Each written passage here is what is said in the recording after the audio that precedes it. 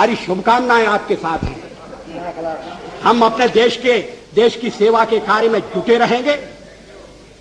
हम संख्या बल के सामने सर झुकाते हैं और आपको विश्वास दिलाते हैं कि जो कार्य हमने अपने हाथ में लिया है वो जब तक राष्ट्रीय उद्देश्य पूरा नहीं कर लेंगे तब तक विश्राम से नहीं बैठेंगे, तब तक आराम से नहीं बैठेंगे। अध्यक्ष महोदय, मैं अपना त्यागपत्र राष्ट्रपति महोदय को देने जा रहा हूं। 1996 साल भारतीय जनता पक्ष सत्तेवर होता। देशाचे पंतप्रधान होते अटल बिहारी वाजपेयी, पण फक्त 13 दिवसांकरता। भारताच्या इतिहासात प्रथमच एखादं सरकार 13 दिवसामध्ये पडलं होतं, खरं म्हणजे पाडलं गेलं होतं। भारतीय राजकारणातला तो नवा काळ होता, नव्या काळाची ती सुरुवात होती, ज्याला आपण आघाड्यांचा काळ किंवा कोलिजन पॉलिटिक्सचा काळ वगैरे म्हणतो, तो काळ। 1996 पासून ते आत्तापर्यंत कुठलाही पक्ष स्वबळावर सत्ता स्थापन करू शकलेला नाही। सरकार स्थापन करण्याकरता कोलिजनची आवश्यकता भासायला लागलेली आहे। भाजपला एनडीए तयार करावं लागलं, तर काँग्रेसला यूपीए तयार करावं लागलं। 1996 साली असं नेमकं काय घडलं ज्यामुळे देशातल्या राजकारणाचं सगळं स्वरूपच पालटलं, राजकारणाचा चेहराच बदलला? असं नेमकं काय कारण असेल की ज्यामुळे 1996 ते 1998च्या दरम्यान 3 पंतप्रधान आले आणि गेले?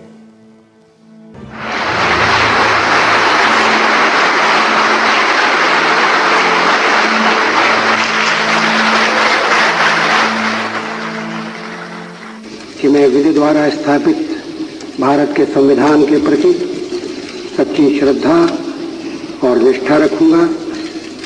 मैं भारत की प्रभुता और अखंडता क्षुण्ण रखूंगा। मैं संघ के प्रधानमंत्री के रूप में अपने कर्तव्यों का श्रद्धा पूर्वक और शुद्ध अंतःकरण से निर्वहन करूंगा।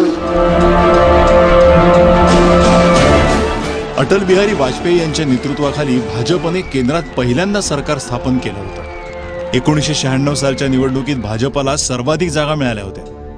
तेव्हा भाजपला एकूण 161 जागा मिळाल्या होत्या, तर काँग्रेस पक्षाला 140 जागांवर समाधान मानावं लागलं होतं। जनता दलाला 46 जागा मिळाल्या होत्या, तर सीपीएमला 32 जागा मिळाल्या होत्या। त्याच निवडणुकीत सीपीआयला 12, समाजवादी पक्षाला 17 आणि डीएमकेला 16 जागा मिळाल्या होत्या। एकूण कोणत्याच पक्षाला लोकसभेत बहुमतासाठी लागणाऱ्या 272ची मॅजिक फिगर मिळवता आली नव्हती। नेमक्या कोणत्या पक्षाला सरकार स्थापनेची संधी द्यावी हा प्रश्न राष्ट्रपतींना पडला होता। तत्कालीन राष्ट्रपती शंकरदयाळ शर्मा यांनी जास्त जागांवर निवडून आलेल्या भाजपला सरकार स्थापण्यास आमंत्रण दिलं, पण राष्ट्रपतींच्या ह्या निर्णयामुळे जनता दल आणि डाव्या पक्षाचे नेते नाराज झाले आणि त्यांनी राष्ट्रपती भवनात जाऊन आपला विरोध दर्शवला।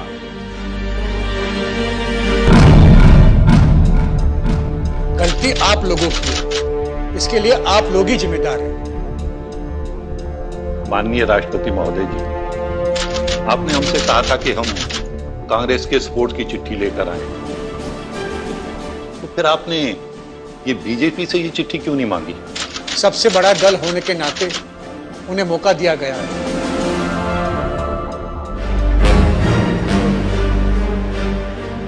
भाजपकडे बहुमत नव्हतं। 272 खासदारांचा पाठिंबा मिळवणं भाजपला अशक्य होतं। तरी देखील अटल बिहारी वाजपेयी सरकार स्थापण्यास तयार झाले।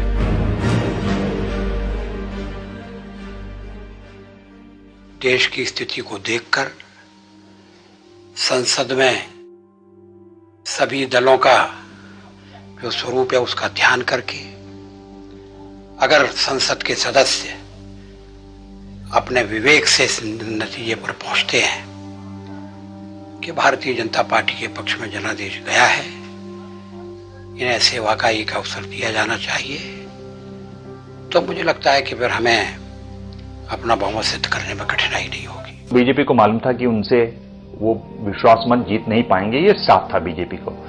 इसके बावजूद बीजेपी ने तय किया कि वो एक दावा पेश करेंगे और सदन में जाएंगे। इसमें लाल कृष्ण आडवाणी का ये मत था कि भाई हमें वहां जाना चाहिए और अपनी बात रखनी चाहिए और हमें ये दिखाना चाहिए कि देखिए हम किस तरह से कुर्बान हो गए, मार्टर की भूमिका में आ जाएंगे। भाजपला बहुमतासाठी इतर पक्षांच्या सहकार्याची गरज होती। 1996 साली शिवसेना आणि हरियाणा विकास पक्षासह जॉर्ज फर्नांडिस आणि नितीश कुमार यांच्या समता पक्षाची भाजपला साथ होती। या 3 पक्षांसह भाजप फक्त अकाली दलाला आपल्याबरोबर जोडू शकला होता आणि तरी देखील भाजपकडे एकूण 194 खासदारांची संख्या होती आणि तरी देखील हा आकडा मॅजिक फिगरपेक्षा खूप कमी होता। त्यावेळी भारतीय जनता पार्टीची इमेज जी होती एक कम्युनल पार्टी असं इतर लोक समजायचे आणि त्यामुळे एक प्रकारच्या राजकीय अस्पृश्यतेचा शिकार भाजपा बनला। वाजपेयीजींचं सरकार फक्त 13 दिवस राहिला। ते पंतप्रधान म्हणून त्यांना शपथविधी ते घेतले होते, पण त्यांना लोकसभेत बहुमत सिद्ध करता आलं नाही, कारण काँग्रेस आणि डावे पक्ष यांना वगळता इतर पक्षसुद्धा भारतीय जनता पार्टीच्या नेतृत्वात एक सरकार त्याला पाठिंबा देण्यासाठी किंवा त्या सरकारमध्ये सामील होण्यासाठी ते तयार नव्हते। लोकसभेत आपलं बहुमत सिद्ध करण्यासाठी राष्ट्रपतींनी भाजपला 2 आठवड्यांचा अवधी दिला होता, पण भाजपला ठाऊक होतं की 194 वरून 272चा मॅजिक फिगर गाठणं अशक्य होतं। तरी देखील खासदारांना गोळा करण्याचा प्रयत्न केला गेला। प्रमोद महाजन थे, बड़े तिकड़मी नेता थे, जसवंत सिंह, इनसे कहा गया भाई आप लोगों से बात कीजिए। ये भी कहते थे हम लोगों से बातचीत कर रहे हैं, पर सबको मालूम था कि इनका आंकड़ा कहीं नहीं ऊपर जाने वाला। सारी की सारी स्ट्रैटेजी बीजेपी की इसके ऊपर निर्भर करती थी कि वो कांग्रेस को कितना तोड़ पाएंगे, परंतु कांग्रेस तोड़ने में जब असमर्थ हो गए कि उनको जब 170 के सीट 180 के बाद अगर वोट चाहिए, जब तो कोई बड़ा पार्टी उनके साथ नहीं आता तब तो नहीं हो सकता था। जनता दल जो लोग थे उनके पास कुछ चीजें नहीं थी जो आ सकते थे, बाकी किसी पार्टी ने सपोर्ट नहीं किया। 13 दिवस हा काही खूप मोठा अवधी नव्हता। पंतप्रधान वाजपेयी यांना समजलं होतं की त्यांचं सरकार पडणार होतं आणि म्हणूनच विश्वास ठरावाच्या चर्चेदरम्यान वाजपेयींनी सरकार स्थापनेच्या आपल्या निर्णयाचं समर्थन केलं होतं। जब राष्ट्रपति ने मुझे बुलाया और सरकार बनाने के लिए बुलाया और कहा कि कल आपके मंत्रियों की शपथ विधि होना चाहिए और 31 तारीख तक आप अपना बहुमत सिद्ध कीजिए, तो क्या मैं मैदान छोड़कर चला जाता? मैं पलायन कर जाता? जिस जनता का हमने विश्वास अर्जित किया है, और आप इकट्ठी भीड़ न करें। मैं अलग अलग पीछे अब जब मैंने चर्चा आरंभ की थी तब इसका स्पष्टीकरण किया था। क्या ये तथ्य नहीं है कि हम सबसे बड़े दल के रूप में उभरे हैं? अब जो और तर्क दिए जा रहे हैं मैं उन पर आऊंगा। क्या मैं राष्ट्रपति महोदय से कहता कि नहीं, पहले मुझे जरा बात कर लेने दो,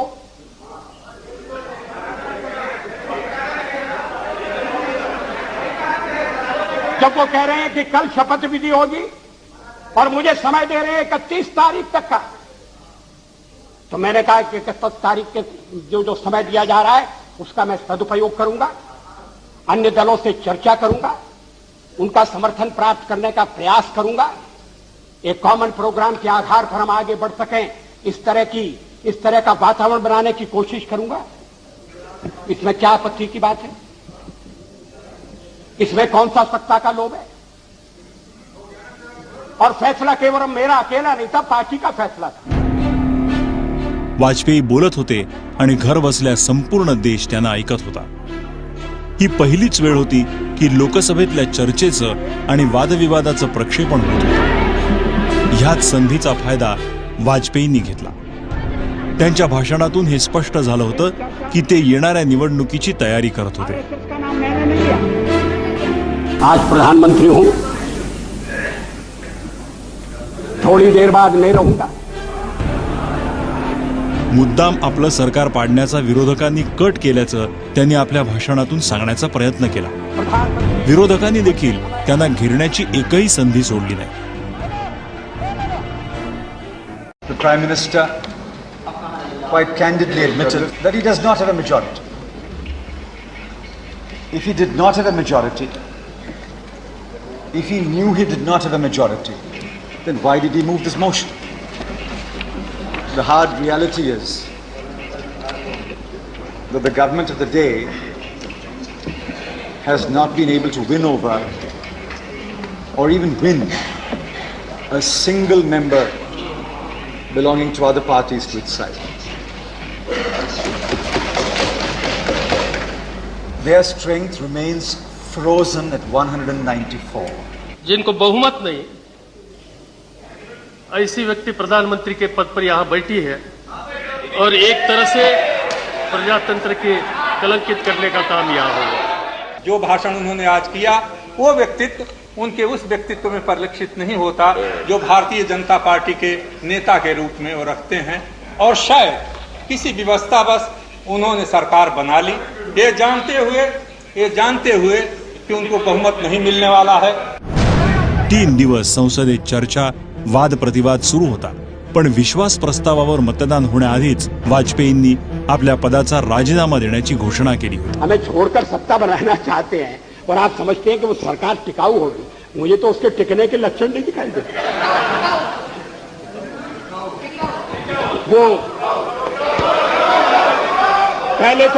पहले तो उसका जन्म लेना कठिन है, जन्म लेने के बाद जीवित रहना कठिन है, और ये सरकार अंतर विरोधों में घिरी हुई देश का कितना लाभ कर सकेगी, ये एक प्रश्नवाचक चिन्ह है। हर बात के लिए आपको कांग्रेस के पास दौड़ना पड़ेगा। हमारी शुभकामनाएं आपके साथ हैं। हम अपने देश की सेवा के कार्य में जुटे रहेंगे।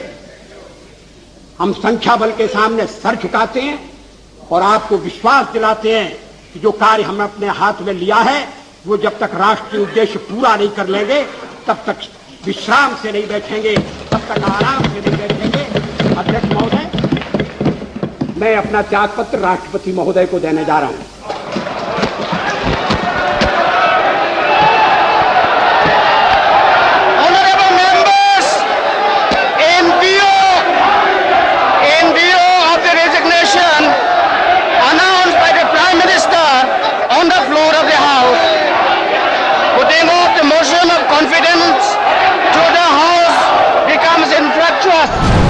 अशा प्रकारे अटल बिहारी वाजपेयींचं 13 दिवसांचं सरकार पडलं।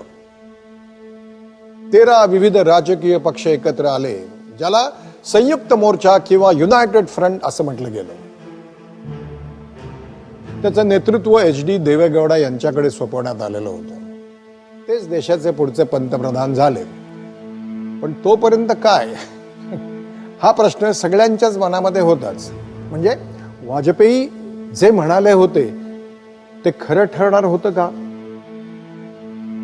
की या भीतीचं म्हणजे नेमकं कारण असं की आतापर्यंत काँग्रेसच्या पाठिंब्यानं जितकी सरकार सत्तेवर आली तिला काँग्रेसनीच पाडलं होतं।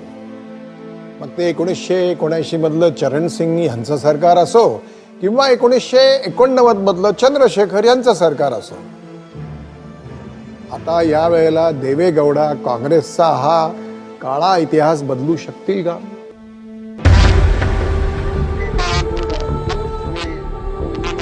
देवेगौडा पंतप्रधान बनणं हा निव्वळ योगायोग होता। जेव्हा अटल बिहारी वाजपेयी यांना सरकार स्थापनेसाठी निमंत्रण दिलं होतं तेव्हा तिसऱ्या आघाडीने देवेगौडा यांना आपला नेता म्हणून निवडलं होतं। पण भाजपला संधी मिळाल्यावर त्यांना 13 दिवस वाट पाहावी लागली होती। देवेगौडांच्या निवडीआधी तिसऱ्या आघाडीच्या नेत्यांना खूप चर्चा करावी लागली होती, कारण निवडणुकीचा निर्णय येईपर्यंत त्यांना सरकार कसं स्थापन होईल याचा अंदाज आला नव्हता।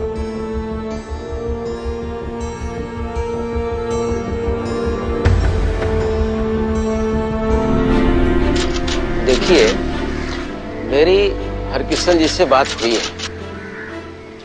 उनका ये कहना है कि ऐसे हालात में हमारे पास कोई ज्यादा ऑप्शन नहीं है। हम ऐसा कर सकते हैं कि बीजेपी की सरकार बनने दे और संसद में उसे गिरा दे, या फिर ये हो सकता है कि हम कांग्रेस के साथ उसके गठबंधन में शामिल हो जाएं।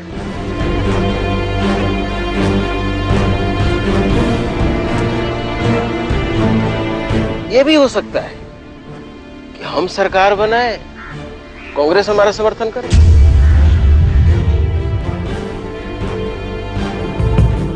भाजपला सरकार स्थापनेची संधी मिळते ह्याची कुणकुण लेफ्ट फ्रंट आणि नॅशनल फ्रंटला लागताच त्यांनी इतर पक्षांना एकत्र घेऊन तिसऱ्या आघाडीचं सरकार स्थापण्याचे प्रयत्न सुरू केले. पण काँग्रेस पक्षाच्या मदतीशिवाय हे अशक्य होतं. तो हमारे माननीय राष्ट्रपति जी ने कहा कि ये सब डिटेल आप हमें लिख कर दें, और इसके अलावा कांग्रेस के कुछ नेताओं ने भी हमसे कहा कि अगर नेशनल फ्रंट और लेफ्ट फ्रंट सरकार बनाते हैं तो वो हमें बाहर से समर्थन देंगे, और वो भी बिना शर्त. काँग्रेसच्या पाठिंब्यामुळे तिसऱ्या आघाडीच्या आशा दृढवल्या होत्या. आता फक्त नेत्याची निवड करायची होती. 7 वर्षांपूर्वी राष्ट्रीय मोर्चा या पक्षाचं नेतृत्व ज्या व्यक्तीने केलं होतं त्यांच्या नजरा खिळल्या होत्या व्हीपी सिंगवर. पण विश्वनाथ प्रताप सिंगनी पंतप्रधान बनण्यास नकार दिला होता. सब मिलकर वीपी सिंह के पास गए थे, और वो है तो दिलचस्प कहानी कि मिस्टर वीपी सिंह ने न सिर्फ इनकार कर दिया, बल्कि जब सब पार्टियों का डेलीगेशन उनके घर गया था तो वो गाड़ी में बैठ के गायब हो गए थे. We went to VP Singh's house. He offered a cup of coffee or tea to all of us, and he made us to wait till 4 o'clock. We went out in the back door, and from Noida he phoned to us, no, don't wait, I am not prepared to agree. VP Singh ji को ये लगा कि मैं इनको नहीं समझा पा रहा हूँ, तो जो सबने टाइम तय किया था, ये टाइम था करीब 12:30 बजे का वीपी सिंह के यहाँ जाने का. वीपी सिंह जी अपनी कार में बैठ करके और दिल्ली के चारों तरफ जो सड़क बनी हुई है रिंग रोड, उसमें वो 2.5 घंटे तक घूमते रहे. व्हीपी सिंग पंतप्रधान तर बनले नाहीत, पण आघाडीचं नेतृत्व करण्यासाठी त्यांची पहिली पसंती होती बंगालचे मुख्यमंत्री ज्योती बासू. ज्योती बासूंच्या नावासाठी सगळ्यांनीच होकार दिला होता. We unanimously took a decision to request elderly statesman and the leader Jyoti Basu, the Chief Minister of West Bengal. So he has agreed.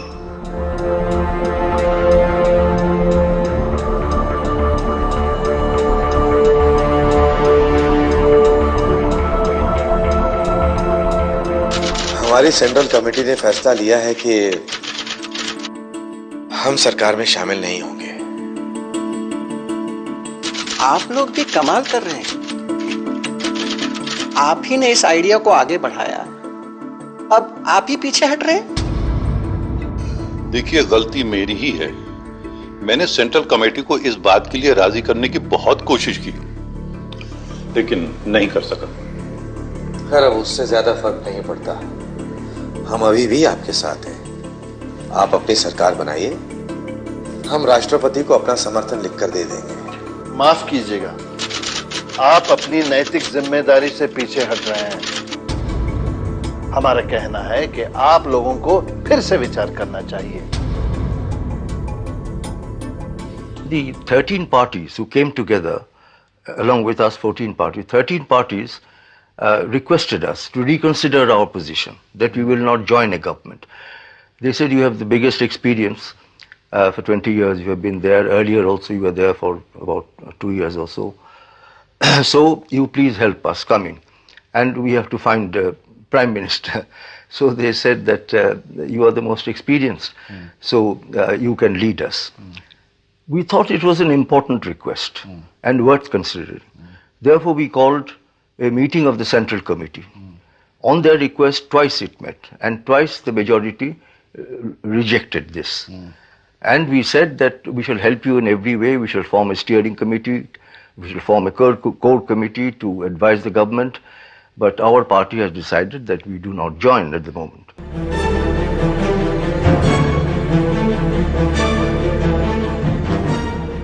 (272) में से मार्क्सवादी कम्युनिस्ट पार्टी के पास सिर्फ 32 लोकसभा के सदस्य थे.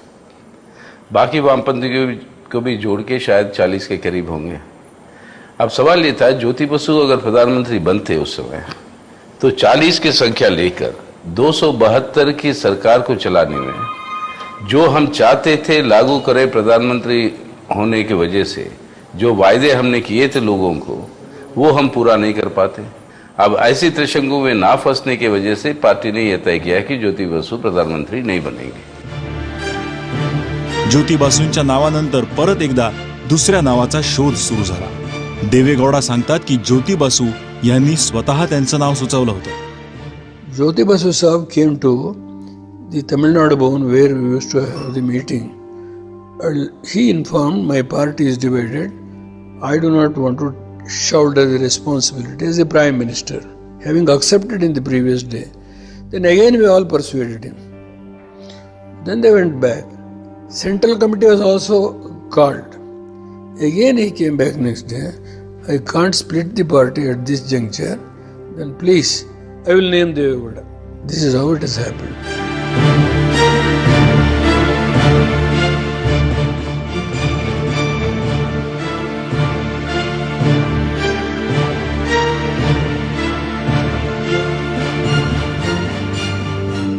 That time, when we informed this to the meeting, what is there to discuss? We know what is the Janata Dal internal bickerings.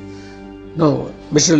Laluji, you tell whether the proposal we have made here unanimously to make Devegowda as the Prime Minister. Then Lalu Prasad said, I have no problem, yes, declare. HD Deve Gowda यांचं पंतप्रधान होणं हे नक्की झालं होतं.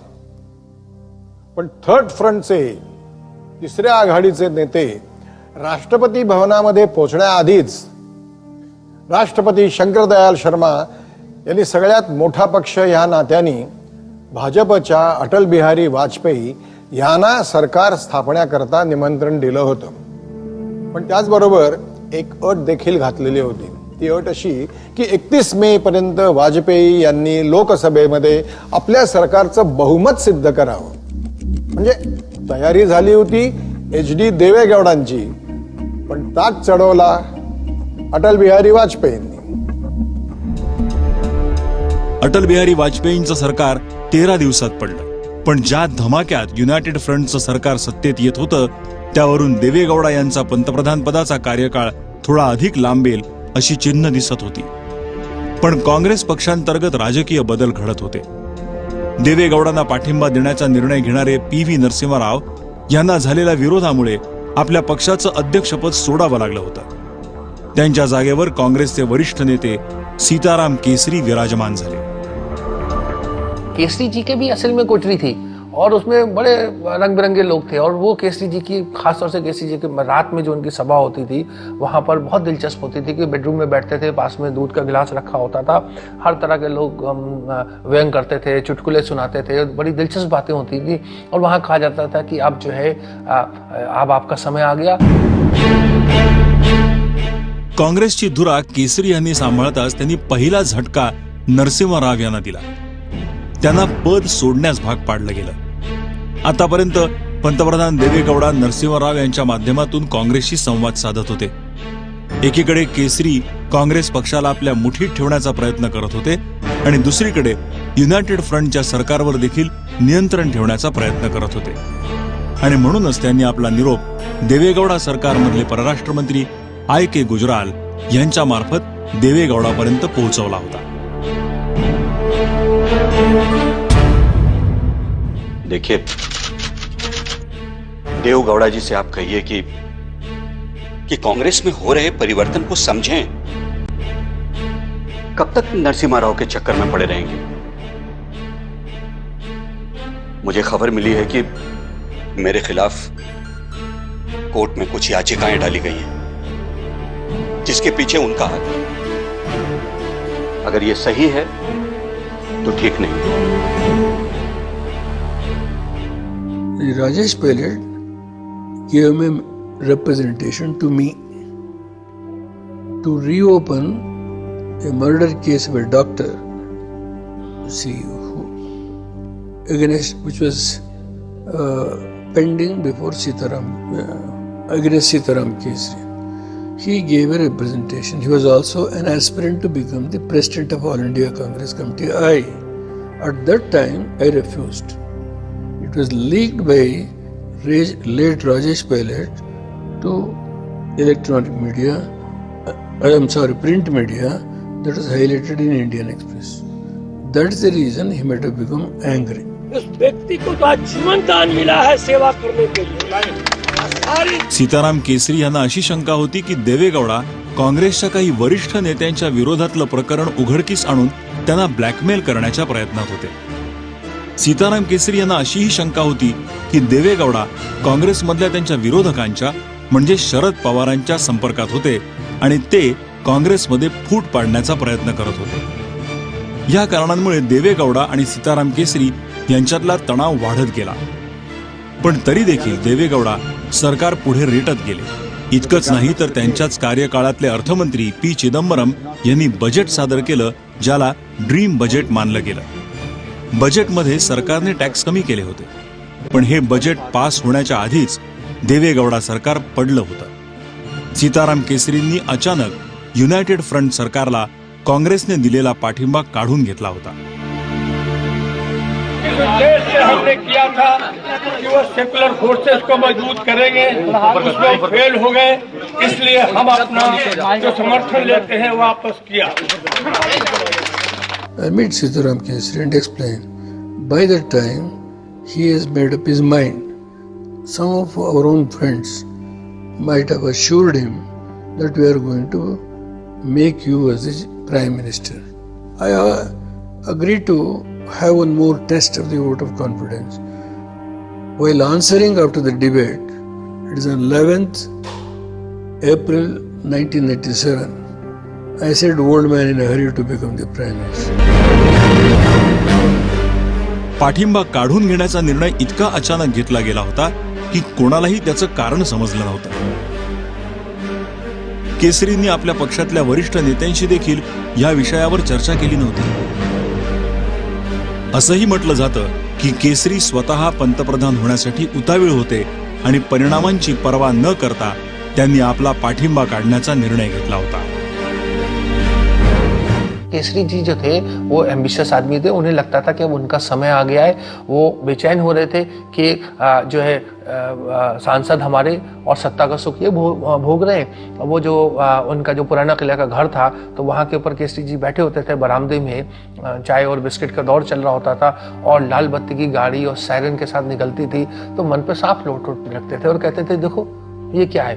24 Akbar road में भी यही होता था. हर समय वो एक VIP रोड है. हर थोड़ी देर बाद वहां पर जो था भोभू बजता था और केसरी जी विचलित हो जाते थे. कहते थे देखो जिसके पास सब कुछ है वो यहाँ बैठा है, जिसके पास कुछ नहीं है वो भोभू बजाता जा रहा है. सीताराम जी की एक स्ट्रैटेजी थी. उस स्ट्रैटेजी के तहत वो काम कर रहे थे कि केसरी फाइनल अथॉरिटी.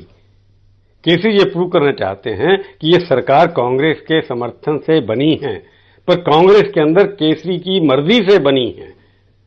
क्योंकि केसरी जब तक नहीं चाहेगा, जैसे कहते हैं सब जो बातें खाता ना बही, जो कहे केसरी वही सही. न खाता न बही, जो केसरी कहे सो सही. हे वाक्य खुद्द केसरीच स्वतःबद्दल बोलत असत. आता ही गोष्ट वेगळी आहे की त्यांनी जो डाव मांडलेला होता तो मोडला गेला होता. त्यांनी टाकलेले फासे त्यांच्या बाजूने कधी पडलेच नाहीत. कारण पाठिंबा काढून घेतला गेल्यामुळे न त्यांना काही फायदा झाला न काँग्रेस पक्षाला फायदा झाला. पण या सगळ्यात बिचारे देवेगौडा मात्र अडकले. युनायटेड फ्रंटच्या अडचणी वाढत चालल्या होत्या. मोठ्या मुश्किलीने त्यांनी देवेगौडाला शोधून तयार केलेलं होतं. आता पुन्हा एकदा त्यांना एका नव्या नेत्याची निवड करायची होती.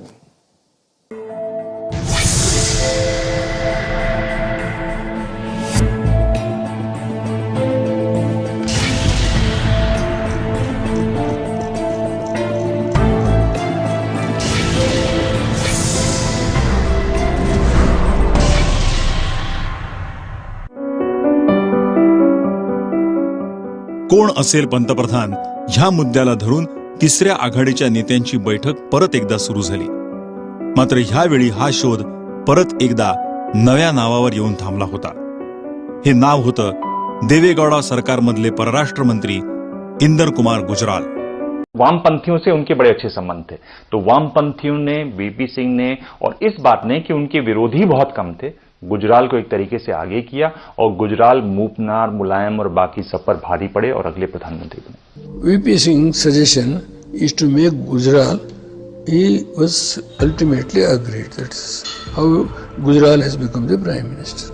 उन्हें लगा कि चलो ठीक है, गुजराल भी कम से कम मेरा मान सम्मान तो करता है, तो उसके लिए केसरी जी ने हाँ भर दी. इंदर कुमार गुजराल यांनी आपल्या आत्मचरित्रात मॅटर्स ऑफ डिस्क्रिशन मध्ये लिहिलंय की पंतप्रधानपदी त्यांच्या नावाची चर्चा केली जाते याची कल्पना त्यांना तत्कालीन अर्थमंत्री पी चिदंबरम यांनी दिली होती. अगर आपके पास प्रधानमंत्री बनने का कोई प्रस्ताव आता है तो क्या आप स्वीकार करेंगे? देखिए, मैं ये तो नहीं कहूंगा कि अगर ऐसा कोई प्रस्ताव आता है तो मैं ना कहूंगा, लेकिन आज जो स्थितियां हैं उन्हें देखते हुए मैं कुछ कदम उठाने से पहले 2 बार सोचूंगा जरूर. प्रधानमंत्री बनने की जो हालात थे वो बड़े और तरह के थे. कोलिशन सरकार चल रही थी और एक कोलिशन सरकार से मैं जुड़ा हुआ था. मैं किसी तरह ये नहीं सोचता था कि अपनी उस सरकार में जिस प्रधानमंत्री के साथ मेरा रिश्ता है वो रिश्ता किसी तरह डिस्टर्ब होना चाहिए. इसलिए मैंने कोई ना उसके लिए कभी कोई लॉबिंग की थी, न किसी के पास मैं कहने गया था. लेकिन जब सब ने मिलकर ये जिम्मेवारी डाली मुझे तो फिर दूसरी बात थी.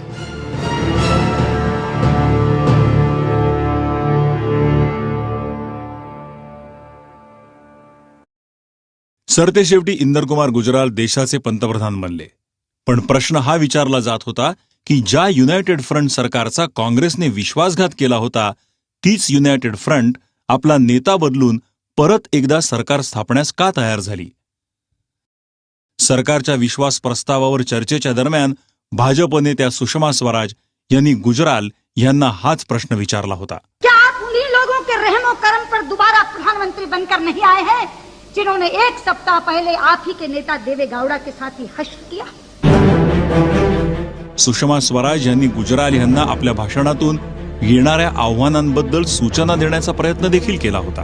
आपकी तो हालत ऐसी है गुजराल जी, जैसे संयुक्त परिवार की एक बहू होती है जिस सबको खुश रखना पड़ता है.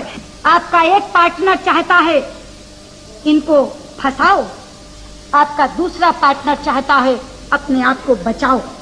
एक तरफ आपसे कहा जाएगा बोफोर्स की जांच जल्दी करवानी है, दूसरी ओर आपसे कहा जाएगा 10 जनपद पर आंच नहीं आने देनी है. एक तरफ आपको देवेगौड़ा की धमकी से डरना है, खबरदार अगर कांग्रेसियों के केस वापस लिए तो, और दूसरी तरफ आपको केसरी और नरसिंह राव जी को खुश रखना. गुजराल यांची स्थिती इकडे आड तिकडे विहीर अशी होती. ते जर काँग्रेसशी मवाळ पद्धतीने वागले असते तर देवेगौडा आणि त्यांचे समर्थक यांचा विरोध झेलावा लागला असता, आणि दुसरीकडे काँग्रेसचा दबाव जो नेहमीच होता त्यांच्याशिवाय समर्थन मागे घेण्याची टांगती तलवार लटकत होतीच. ह्या तणावाच्या दरम्यान अशी एक बातमी आली ज्यामुळे गुजराल सरकार हादरून गेलं. ऑगस्ट 1997 सालापासून सरकारमधले सगळेच ह्या अहवालावर काहीही बोलण्यास तयार नव्हते. पण मग अचानक जैन आयोगाचा अंतरिम अहवाल लीक झाला होता. मैंने स्टोरी लिखी थी इंडिया टुडे उस वक्त, जैन कमीशन जो लीड आर्टिकल था इंडिया टुडे के अंदर, डैमिंग रेवलेशन, और उसके अंदर ये था कि डीएम के कुछ लोगों ने मिलकर के एलटीटी के साथ जो सिंपैथीज थी वो लोग मिलकर के राजीव गांधी को मरवाया था उन लोगों ने. तो जैन कमीशन के अंदर ये बात स्पष्ट आ गई कि डीएमके के लोग भी उसके अंदर शामिल थे, तो इसको भुनाना चाहते थे सीताराम केसरी. सीताराम केसरी काँग्रेसचे अध्यक्ष होते खरे, पण त्यांचं महत्व तितकं राहिलं नव्हतं. कारण आता सोनिया गांधी पडद्यामागून सक्रिय झाल्या होत्या. वो चाहते थे कि किसी तरह सोनिया के नजरों में चढ़ जाऊं, और हो सकता है कि कांग्रेस अगर कोई प्राइम मिनिस्टर बनाना चाहेगी अपना उनकी सपोर्ट की तरफ से, तो सीताराम केसरी भी प्राइम मिनिस्टर के कैंडिडेट थे, अपने दिल से चाहते थे कि वो प्राइम मिनिस्टर बन जाए. राजीव गांधींच्या हत्येशी निगडीत हे प्रकरण असल्याने सीताराम केसरींवर गुजराल सरकारला इशारा देण्याचा दबाव वाढत होता. माय डियर प्राइम मिनिस्टर, मैं डीएमके पार्टी के मंत्रियों को कैबिनेट से हटाने का अनुरोध कर रहा हूं। अगर आपने हमारे अनुरोध पर अमल नहीं किया तब हमें सरकार से अपना समर्थन वापस लेना पड़ेगा।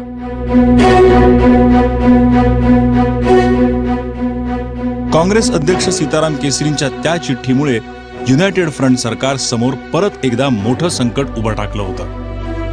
21 नोव्हेंबरला पंतप्रधानांच्या निवासस्थानी युनायटेड फ्रंटच्या कोर कमिटीची बैठक झाली होती। या बैठकीत डाव्यांसह संयुक्त मोर्चाचे दुसरे नेते डीएमकेच्या मंत्र्यांना हटवण्याच्या पक्षात नव्हते।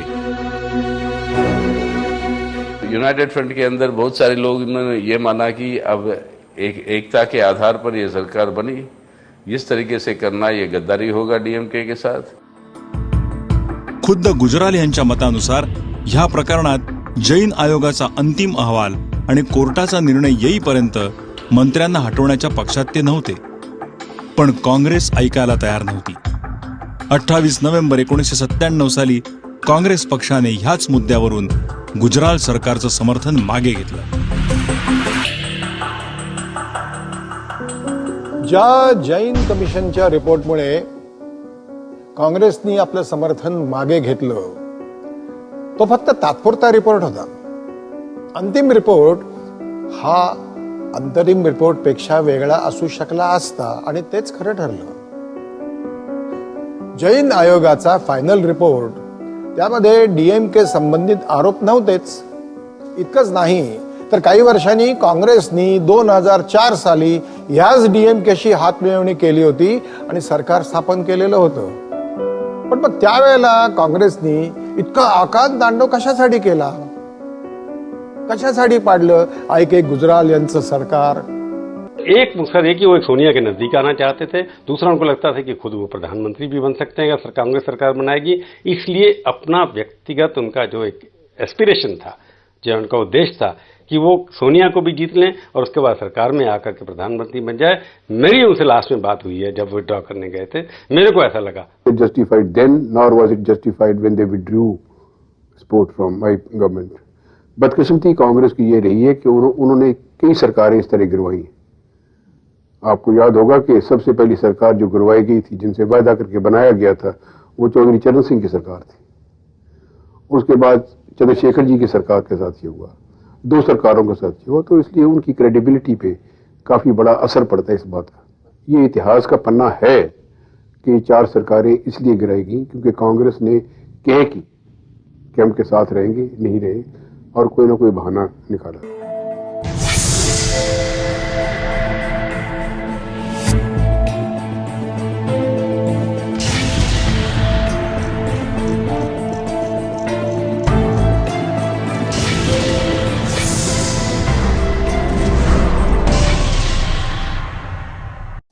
एकोणीसशे 96 ते 1998 म्हणजे फक्त 2 वर्ष। पण या 2 वर्षात 3 पंतप्रधान आले आणि गेले। या दरम्यान काँग्रेस आणि युनायटेड फ्रंट सरकार करणं आणि ते पाडणं याच्यातच मशगूल होते। पण मग या सगळ्या अशा परिस्थितीमध्ये भाजप पक्ष काय करत होता? 1996 साली इतर पक्षांचे पाठबळ न मिळाल्यामुळे अटल बिहारी वाजपेयी यांचं सरकार फक्त 13 दिवस टिकू शकलं होतं। मग आता काय होणार होतं? आघाडीच्या राजकारणाच्या काळात भाजप हे अशा तऱ्हेचं कोलिजन तयार करू शकेल का की जे त्या पक्षाला सत्ता स्थापण्याकरता मदत करेल? अध्यक्ष महोदय, मैं अपना त्यागपत्र राष्ट्रपति महोदय को 1996 साली ज्या पद्धतीने अटल बिहारी वाजपेयी यांनी पंतप्रधान पदाचा राजीनामा दिला होता, त्यामुळे त्यांच्या पक्षात उत्साहाचं वातावरण निर्माण झालं होतं। पुढच्या 2 वर्षात भाजपने वाजपेयींना पक्षाचा चेहरा म्हणून समोर आणलं होतं आणि पक्षाचं चरित्र, चाल आणि चेहऱ्यात असा बदल केला की ज्यामुळे त्यांच्या समर्थकांमध्ये वाढ झाली होती। निवडणुकीच्या घोषणेनंतर ह्या प्रयत्नांना अधिक वेग आला। भारतीय जनता पार्टीच्या मॅनिफेस्टोमध्ये काही कॉन्ट्रोवर्शियल म्हणजे विवादास्पद मुद्दे होते। या मुद्द्यांमुळे इतर काँग्रेस आणि डावे पक्ष सोडून इतर पक्षांना भारतीय जनता पार्टीच्या नेतृत्वाखाली सरकारमध्ये सामील होणं ते कठीण होतं, अशक्य होतं. म्हणून भारतीय जनता पार्टीचे नेते अटल बिहारी वाजपेयीजी, लालकृष्ण अडवाणीजी यांनी एक खूप मोठा निर्णय घेतला की आता आम्ही सरकार बनवू, पण भारतीय जनता पार्टीच्या मॅनिफेस्टो प्रकारे तो नाही चालणार.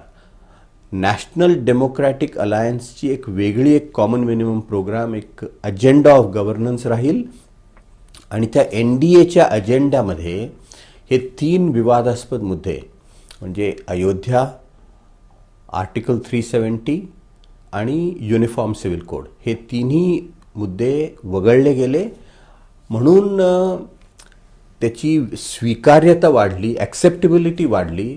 भाजपची रणनीती कामी आली. 1998 सालच्या निवडणुकीत जनतेने कौल भाजपच्या बाजूने दिला होता. यंदा 182 जागा भाजपला मिळाल्या होत्या आणि काँग्रेस पक्षाला फक्त 1 जागेची बढती मिळाली होती.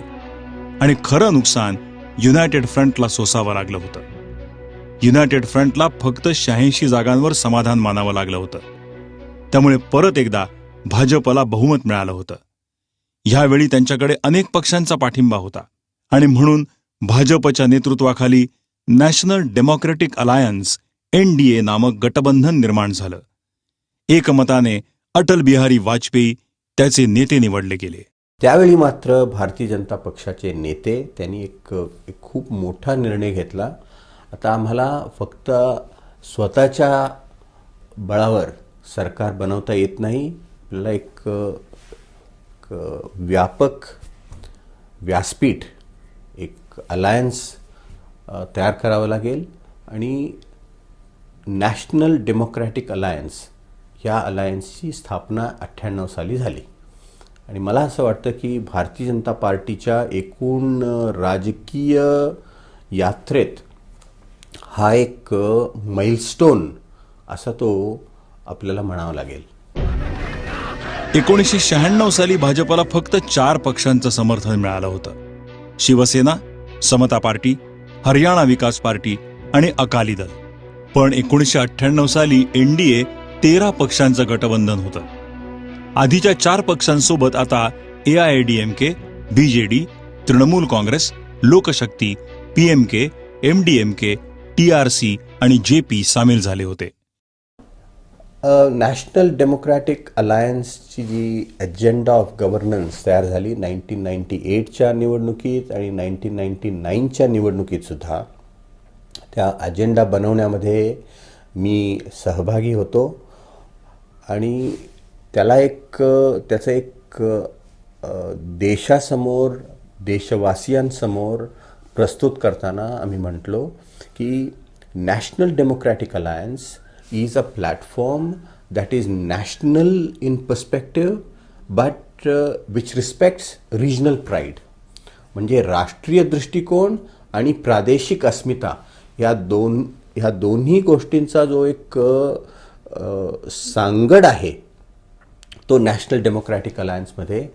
इतक्या सगळ्या पक्षांच्या साथीनं सरकार चालवण्याकरता पोस्ट पोल अलायन्सच्या अंतर्गत कॉमन मिनिमम प्रोग्राम राबवला गेला. यात भाजपच्या घोषणापत्रातले 3 मुद्दे राम मंदिर, युनिफॉर्म सिव्हिल कोड आणि आर्टिकल 370 नव्हते. अण्णा द्रमुक कळगम तमिळनाडूमध्ये, बिजू जनता दल ओडिसा, रामकृष्ण हेगडे कर्नाटक असे आणि इतर छोटे पक्ष ते सर्व मिळून नॅशनल डेमोक्रॅटिक अलायन्सचा एक खूप व्यापक सर्वसमावेशक एक कोएलिशन तयार झाला आणि त्यामुळे वाजपेयीजींच्या नेतृत्वाखाली एक नवीन स्थिर सरकार बनवण्यामध्ये भाजपला यश मिळालं.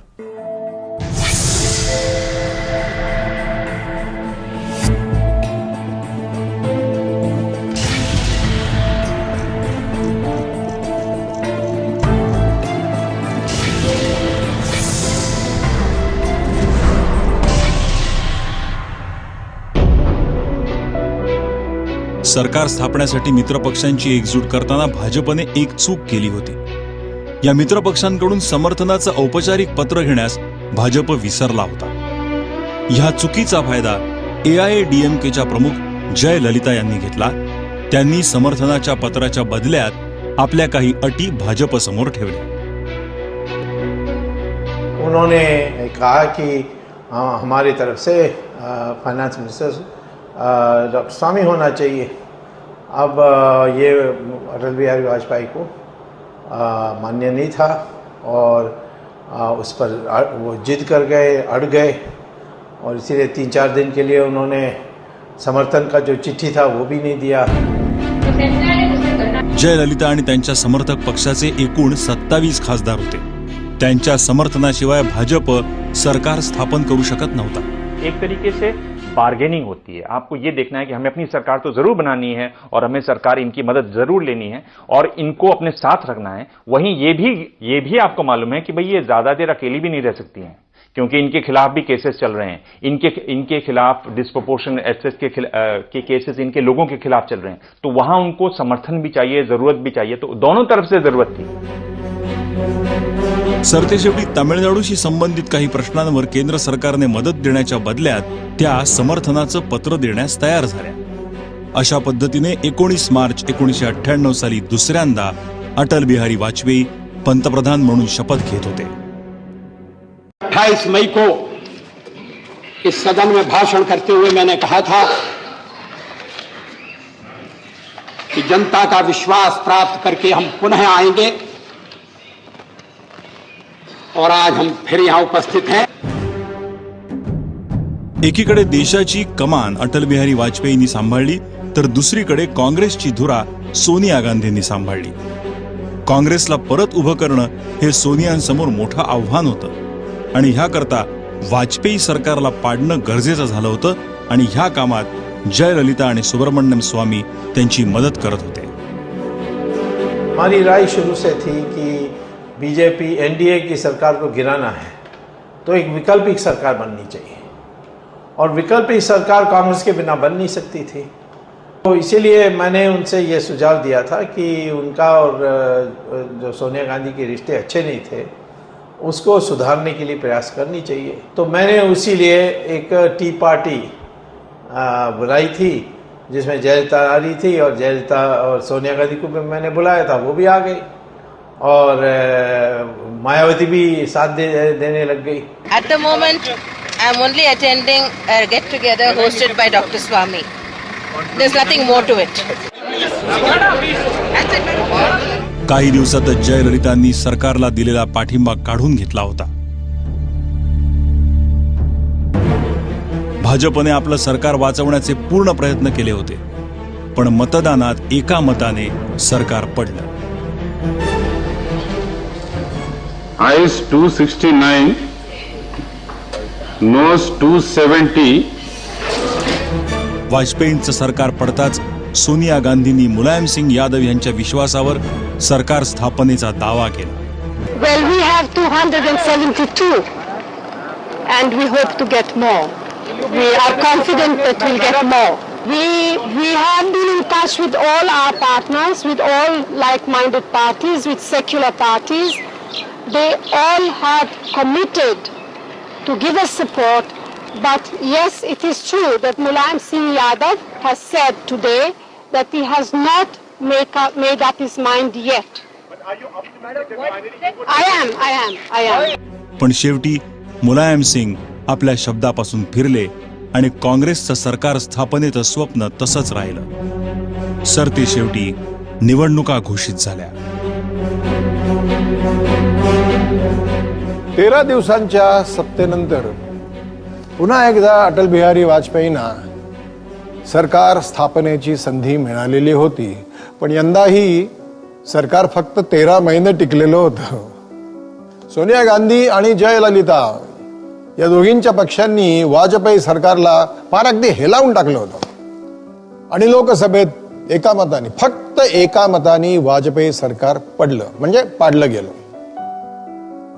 एक महत्वाची गोष्ट, ज्या वाजपेयी सरकारला पाडण्यामध्ये महत्वाची कामगिरी ज्या व्यक्तीने निभावली ती व्यक्ती म्हणजे सुब्रमण्यम स्वामी, आणि ती व्यक्ती म्हणजे सुब्रमण्यम स्वामी आज भाजपमध्ये आहे. याला म्हणतात राजकारण. राजकारणातल्या अशाच काही कहाण्या आणि रसभरीत गमतीशीर किस्से मी घेऊन येणार आहे परत पुढच्या शनिवारी. पण तोपर्यंत लक्षात ठेवा, दर शनिवारी तुम्हाला सिंहासन पाहायचं आहे. सिंहासन म्हणजे आजच्या भारताची कहाणी.